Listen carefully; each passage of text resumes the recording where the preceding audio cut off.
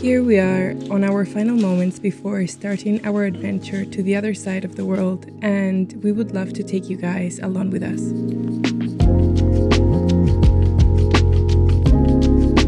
Waiting for our Uber to take us to Brussels airport, and I am so excited about my first backup trip. This is the first part of a 3-video series in which we will share our trip to Southeast Asia, so we hope you enjoy it.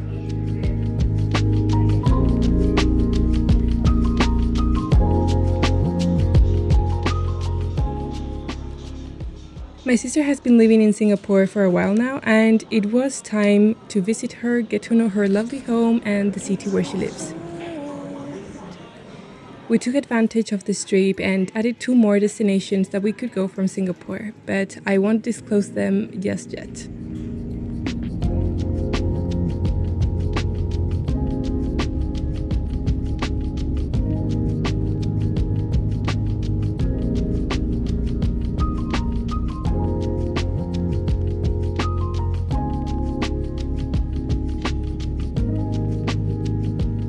We flew from Brussels to Istanbul, which was a 3.5-hour flight. Even though there were quite a few strong turbulence and felt quite stressed, I really enjoyed the flight and saw for the first time the queue of boats trying to cross Bosphorus Strait.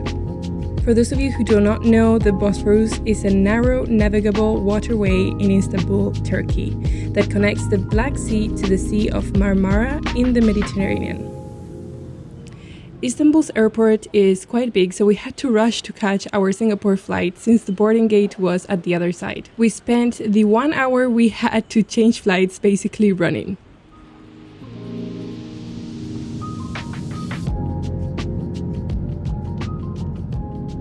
This flight was a 10-hour and 40 minutes flight, and as it was during our night, we slept the majority of the time. But in the end, we were really tired.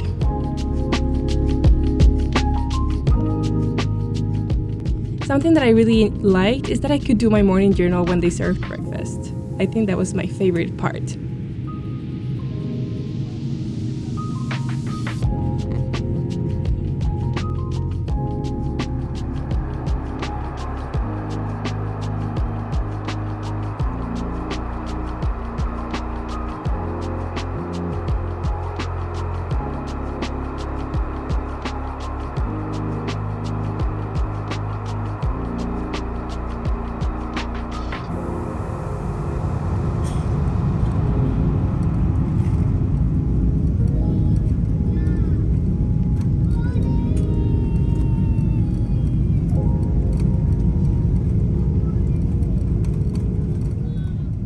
Once in Singapore, and once we did all of the necessary documents in order to enter the country, all I could think of was seeing my sister.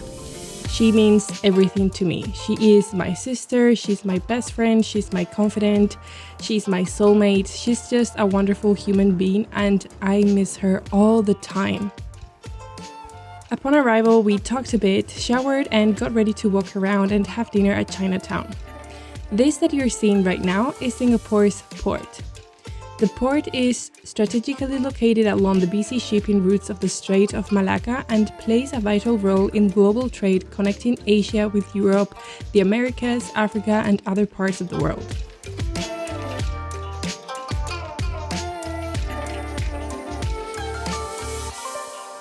The city has a rich history and a modern charm, and in recent times it has grown from a small fishing village to a bustling hub of trade and development. What I especially liked about Singapore is its diversity. Over the years, the city has become a melting pot where many ethnicities coexist, including Chinese, Malay, Indian, and others.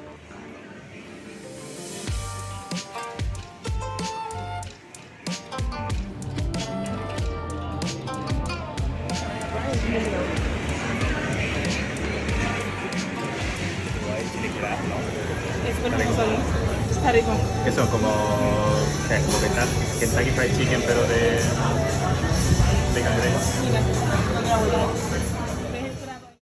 The next day, while my sister was at work, Jorge and I decided to take things slow. We slept in and then decided to get our bodies moving.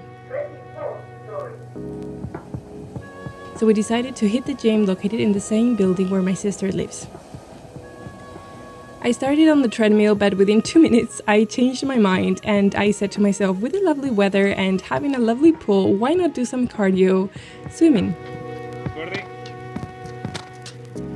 The last few weeks have been really stressful for me and Jorge, so this trip was not only about going on adventures and discovering new places, but also about being present in the moment and taking care of ourselves.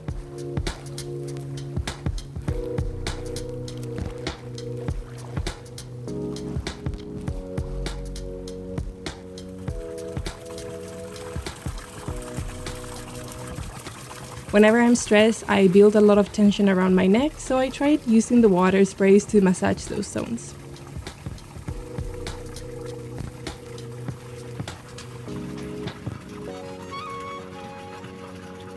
We then went to explore the city, starting by Little India.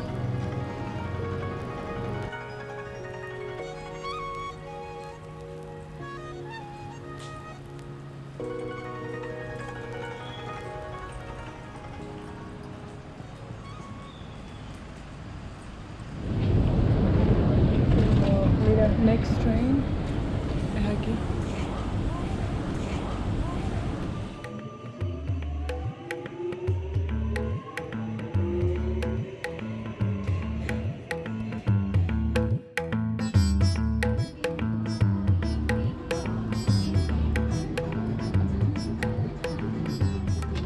Little India is a lively neighborhood in the heart of Singapore. It's a colorful and vibrant place that showcases Indian culture, traditions, and food. Qué guay las flores esas. ¿Cuáles serán? ¿Qué son? ¿El qué? Las flores.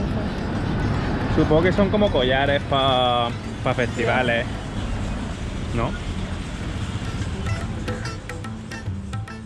In fact, these colors of flowers are commonly known as a garland or mala in Hindi.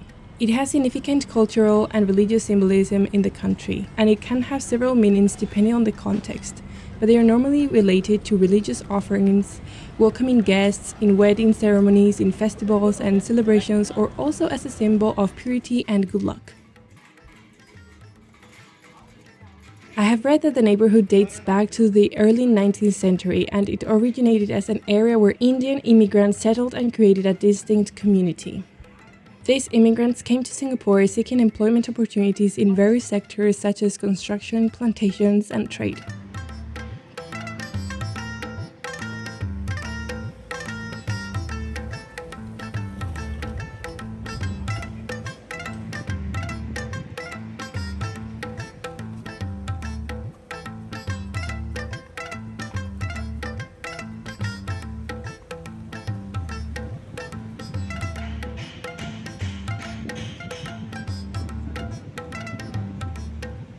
As you walk around, you notice the smell of spices and hear the rhythmic music playing in the background. There are busy markets where you can find flowers, colorful fabrics, and handmade crafts.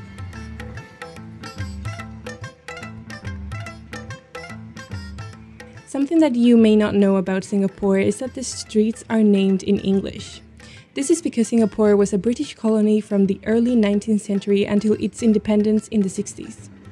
During this period, English became the dominant language of administration, commerce, and education. When the British established Singapore as a trading post, they introduced Western urban planning concepts, including the grid system for streets. As a result, many streets were laid out and named in English.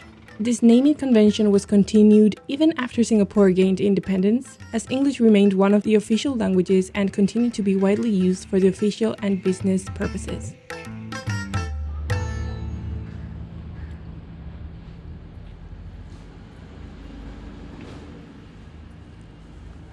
After Little India, we made our way to Kampong Glam, Singapore's Muslim quarter. Our first stop was Arab Street, the beating heart of Kampong Glam. Here we enjoyed a lovely Thailand iced tea and some food.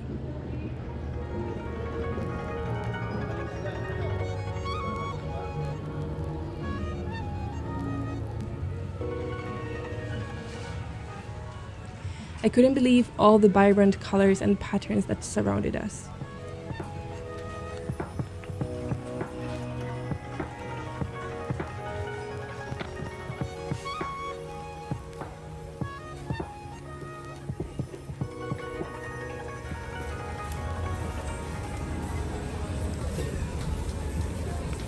A ver. Vienen billetes de dos.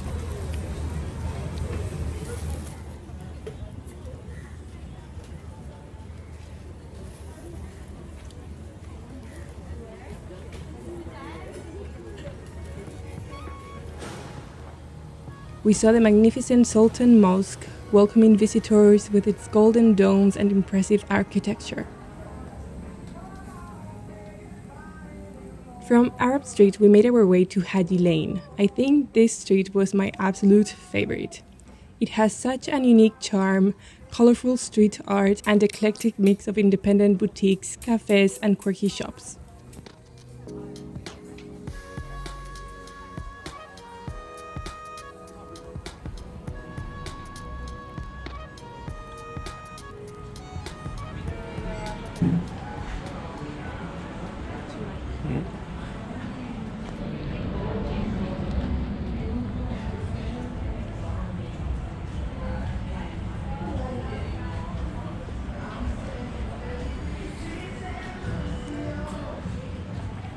When my sister finished work, we met with her at a coffee shop outside of her workplace and walked to Lavo restaurant, located at the top of Marina Bay Sands.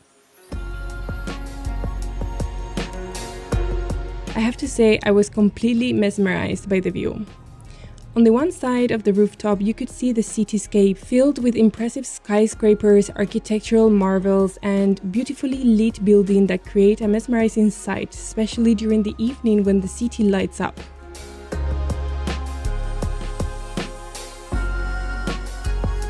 And on the other side, one of the highlights of the Marina Bay Sands view is the breathtaking view of the gardens by the bay.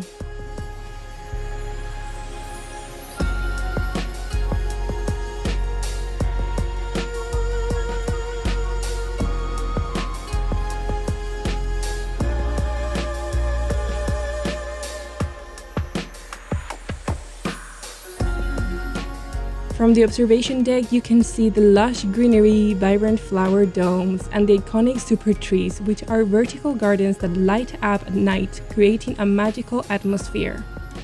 And this was actually our next stop.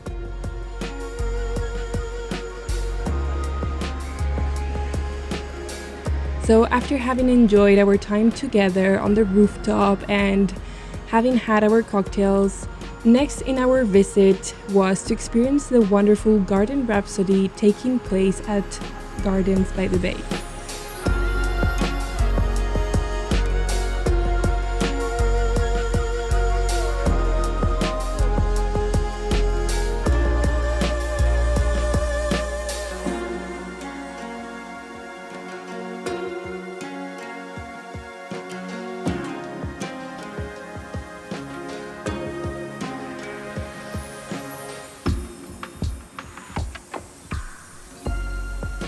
The Garden Rhapsody is a nightly show where the super trees I mentioned earlier come alive with a mesmerizing display of lights and music. The super trees are embedded with a network of LED lights that illuminate in synchronized patterns and colors. It was stunning to see this visual spectacle against the night sky. Ladies and gentlemen, boys and girls, Gardens by the Bay presents Garden Rhapsody. Watch the super trees come to life as we unveil a dazzling showcase of lights and music.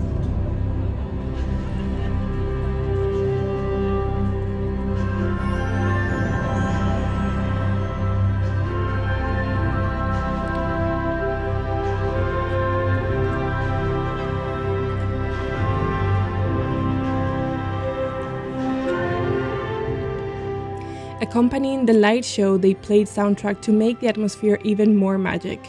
And for some of us, and I'm including myself here, quite emotional.